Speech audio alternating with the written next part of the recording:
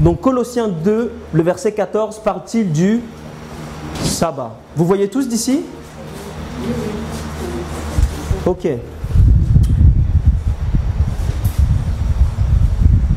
On va prendre ensemble Colossiens 2, le verset... J'ai besoin de mes notes. Ok. Colossiens 2, le verset 14.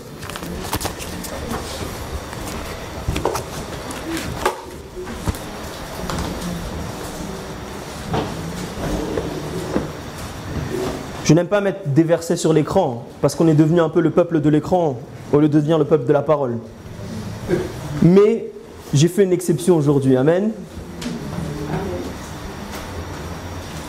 Lisons ensemble Colossiens 2, le verset 14.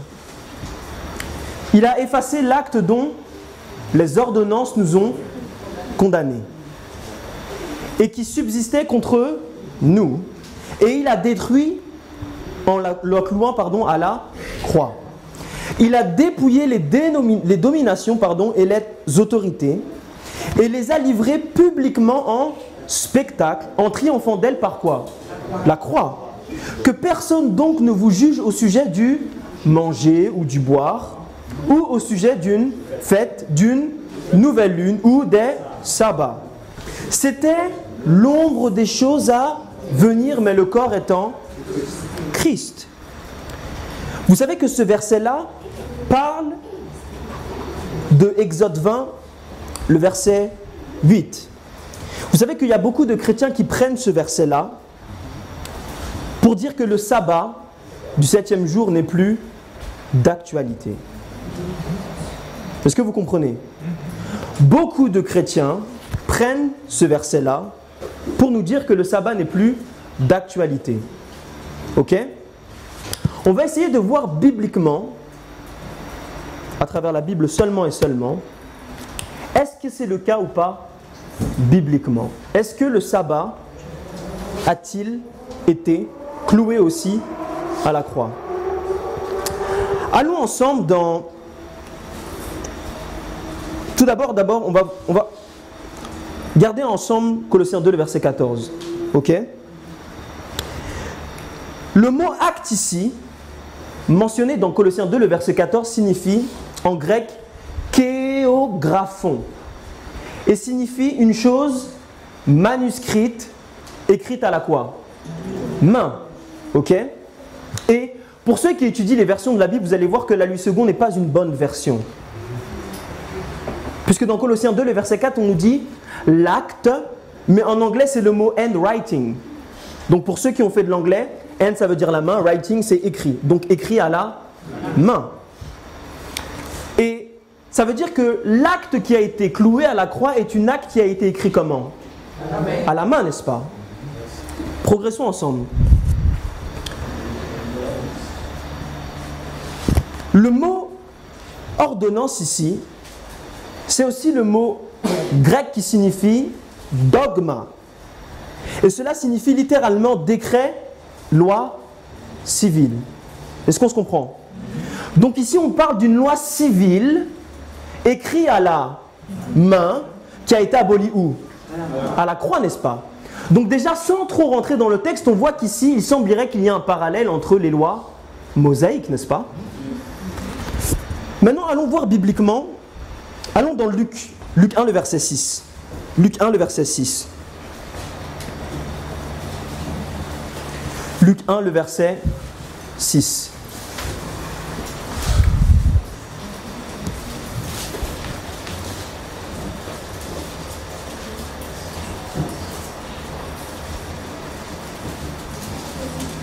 On va voir ensemble qu'en est-il de la loi morale.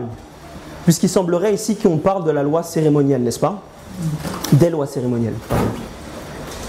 Vous y êtes, mes frères et sœurs? Lisons ensemble.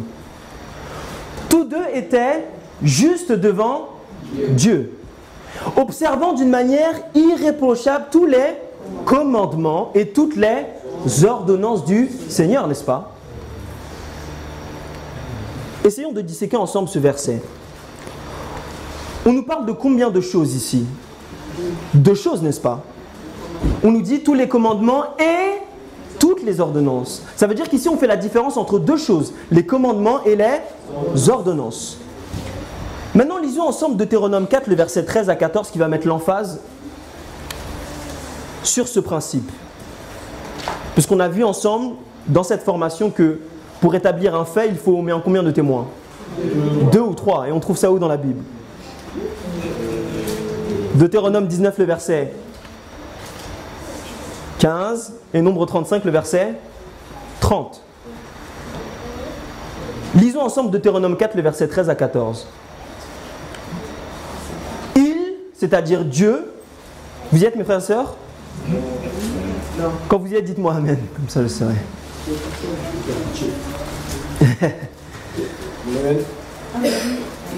Deutéronome 4, le verset 13 à 14.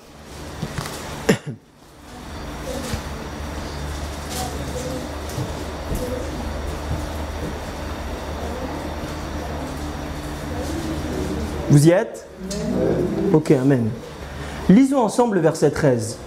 Il, c'est-à-dire Dieu, publia son alliance qu'il vous ordonna d'observer les 10 commandements et il les écrivit sur 2 tables de pierre. Verset 14. En ce temps-là, l'Éternel me commanda de vous enseigner les lois et les ordonnances, n'est-ce pas? Afin que vous les mettiez en pratique dans le pays dont vous allez prendre possession. Est-ce que ici vous voyez qu'il y a encore 2 choses? Les 10 commandements et les ordonnances, n'est-ce pas? Maintenant, allons dans Hébreux 9, le verset 1 à 2. Hébreux 9, le verset 1 à 2. Hébreux 9, le verset 1 à 2.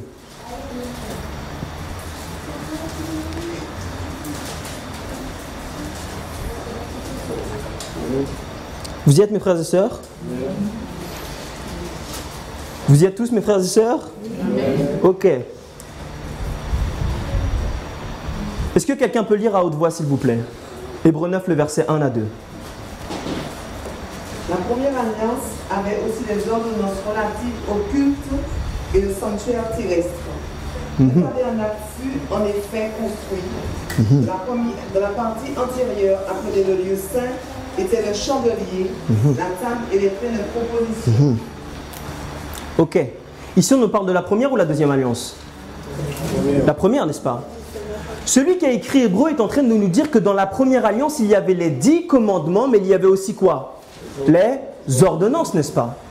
Maintenant, allons dans la nouvelle alliance pour voir ce qu'il y a dans la nouvelle alliance. Allons dans Hébreux 8, le verset 10.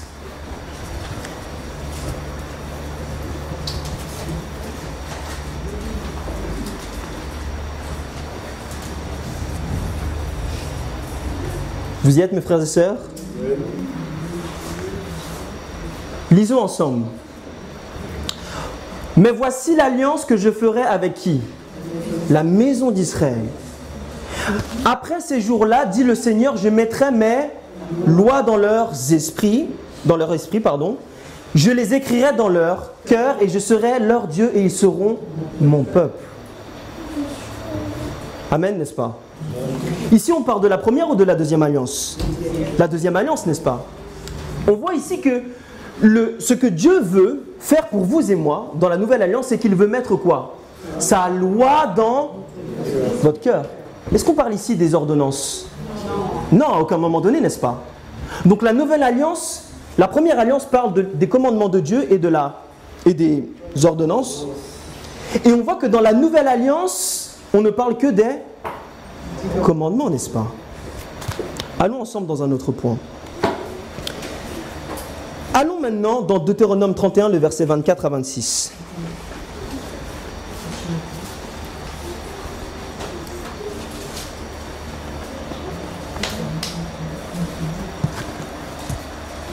Deutéronome 31, le verset 24 à 26.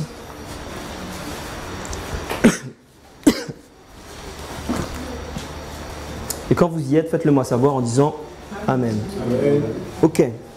Est-ce que quelqu'un peut lire le verset 24 à 26, s'il vous plaît, assez fort? Et quand Moïse eut achevé de dire les paroles de cette loi sur un livre jusqu'à la fin, il fit ce commandement aux Lévites qui portaient l'arche de l'alliance de l'Éternel et leur dit: prenez ce livre de la loi et mettez-le à côté de l'arche de l'alliance de l'Éternel votre Dieu, et il sera là comme témoin contre toi.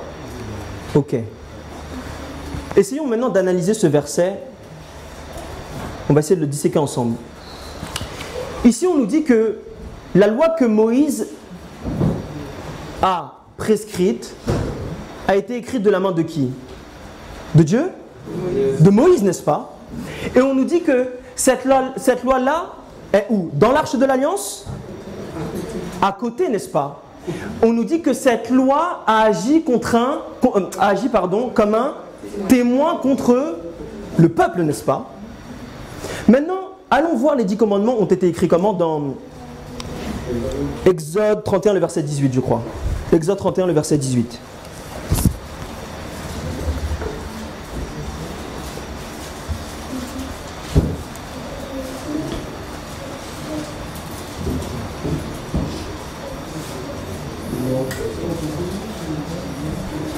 Est-ce que vous y êtes, mes frères et sœurs? Exode 31, le verset 18. Exode 31, le verset 18.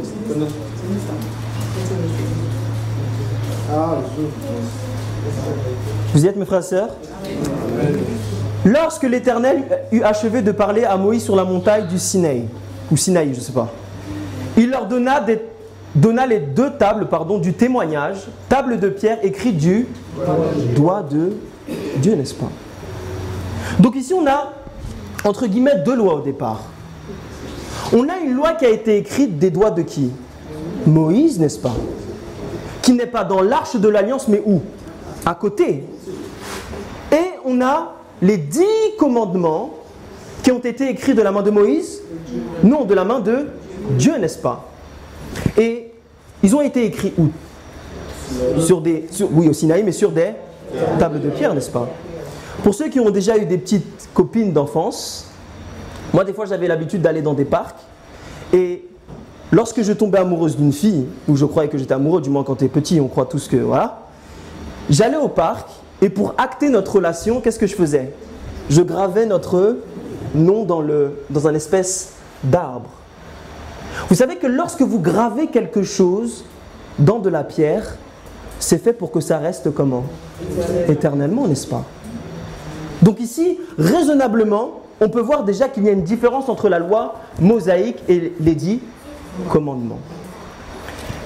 Maintenant, lorsqu'on revient et qu'on rebobine en arrière, lorsque l'on lit Deutéronome, on voit que la loi qui a été écrite par Moïse a agi contre quoi? A agi comme un témoin contre le peuple, n'est-ce pas?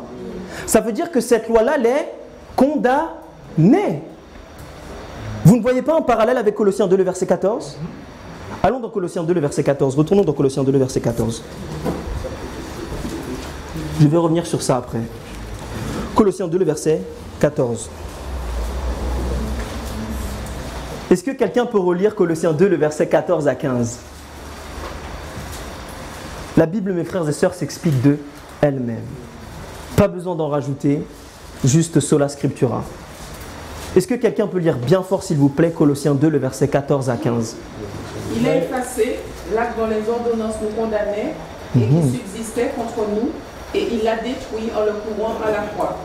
Il a dépouillé les dominations et les autorités et les a livrées publiquement en spectacle, en triomphant d'elles par la croix. Amen. Est-ce que vous comprenez, mes frères et sœurs? La loi qui a été abolie à la croix, c'est la loi qui condamnait le peuple. C'est exactement la même loi dont il est question dans Deutéronome. Donc on voit ici que les 10 commandements n'ont pas été abolis à la croix.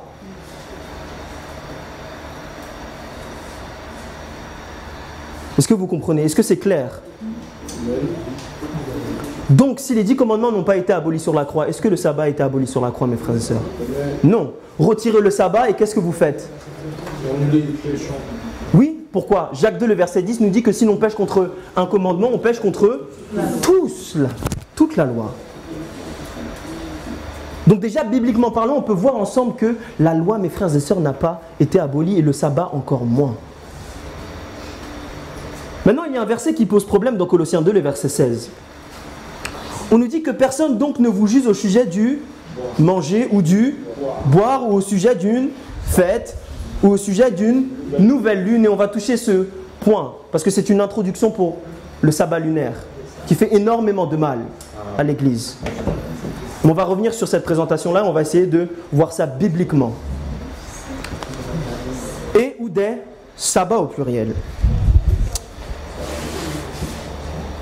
Les sabbats cités dans Colossiens 2, le verset 16, font référence au sabbat annuel. C'est-à-dire les fêtes juives et cérémonielles que l'on avait dans Lévitique combien ? 23, n'est-ce pas ? Et ces sabbats donc faisaient partie des ordonnances et non de la loi des 10 commandements. Et vous savez que ce genre de fête annuelle était accompagné de certains repas. Pour ceux qui ont étudié, vous allez voir qu'il y avait par exemple les herbes amères. Effectivement. Et il comptait avec la lune. D'où le manger et le boire, ou au sujet des fêtes d'une nouvelle lune. Mais pour les nouvelles lunes, je me retiens parce que je veux toucher ce point-là, mais on va toucher ensemble, est-ce que le sabbat lunaire est biblique ou pas? Ok? Et beaucoup de chrétiens prennent ce verset en parlant du manger et du boire. Disant donc que aussi le fait de manger sainement ou tout ce qui a été marqué dans Lévitique 11, etc., les animaux impurs ou purs ont été aussi abolis. Est-ce que c'est vrai, mes frères et sœurs? Allons dans Genèse 7. Genèse 7, le verset 1 à 2. Est-ce que quelqu'un peut lire bien fort Genèse 7, le verset 1 à 2?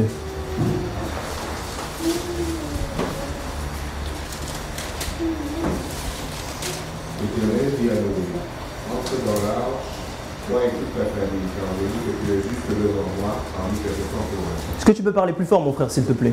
L'Éternel dit à Noé, entre toi et toute ta famille dans l'arche, car j'ai vu que devant moi tu es juste parmi tes contemporains. Prends-toi 7 couples de toutes tes bêtes pures, le mâle et sa femelle, un couple des bêtes qui ne sont pas pures, le mâle et sa femelle. 7 couples aussi des oiseaux du ciel, mâle et femelle, afin de les garder en vie. De garder en vie leur descendance sur toute la surface de la terre. Ok. On est ici dans Genèse combien? Genèse 7, n'est-ce pas? Les 10 commandements arrivent où? Exode 20, n'est-ce pas? Donc, est-ce qu'on voit que la loi de la santé est venue bien auparavant que les 10 commandements, n'est-ce pas? Donc bien avant Exode 20. Est-ce que vous comprenez? Et vous vous souvenez aussi l'histoire de Caïn et Abel, n'est-ce pas? L'un a offert les prémices de la terre et l'autre a offert quoi? Un agneau, n'est-ce pas? Si vous lisez Deutéronome 14, vous voyez que l'agneau c'est un animal comment? Pur ou impur? Pur, n'est-ce pas? Ça veut dire que le fait de distinguer pur ou impur vis-à-vis d'un animal est bien avant la loi des 10 commandements, mes frères et sœurs. Est-ce que vous comprenez?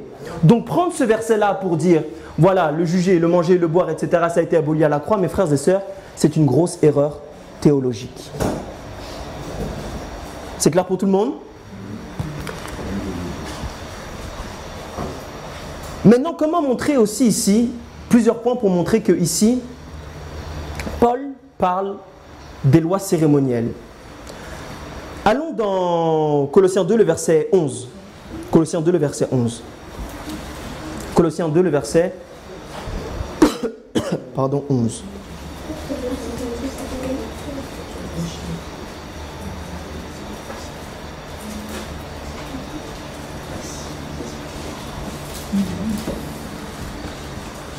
Vous y êtes, mes frères et sœurs?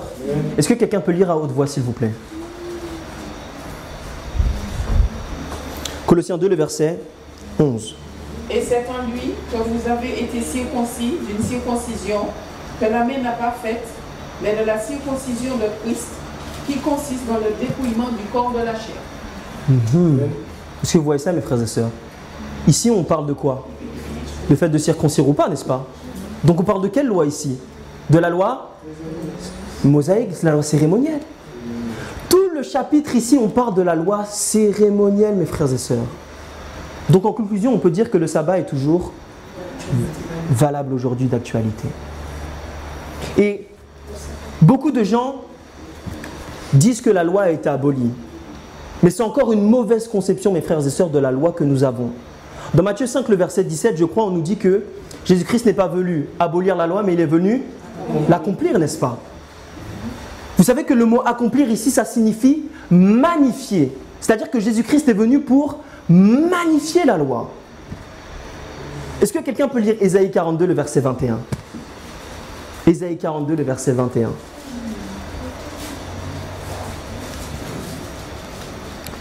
Ésaïe 42, le verset 21. L'Éternel a voulu, pour le bonheur d'Israël, publier une loi grande et magnifique. Bon, je n'aime pas cette version. Dans la bonne version, ils disent loi qui a été magnifiée et pas magnifique. Vous voyez comment les versions sont dangereuses, mes frères et sœurs. Peut-être qu'on va essayer de toucher à ce sujet-là aussi pendant cette formation.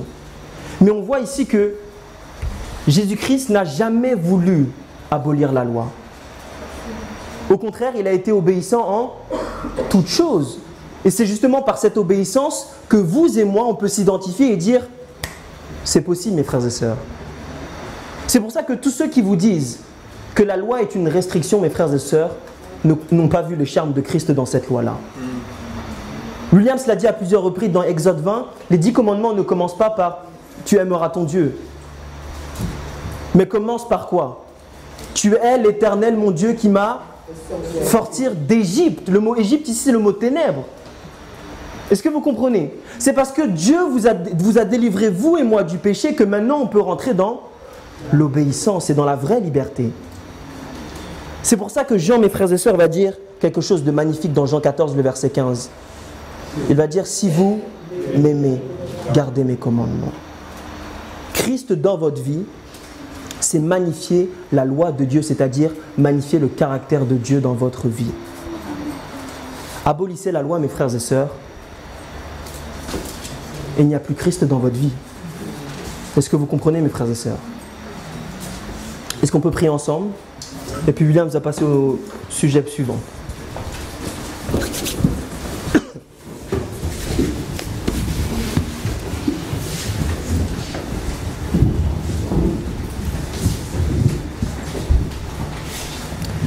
Tendre Père Céleste, notre Dieu, notre Père, notre Roi, nous voulons te remercier, Père éternel, pour ta loi.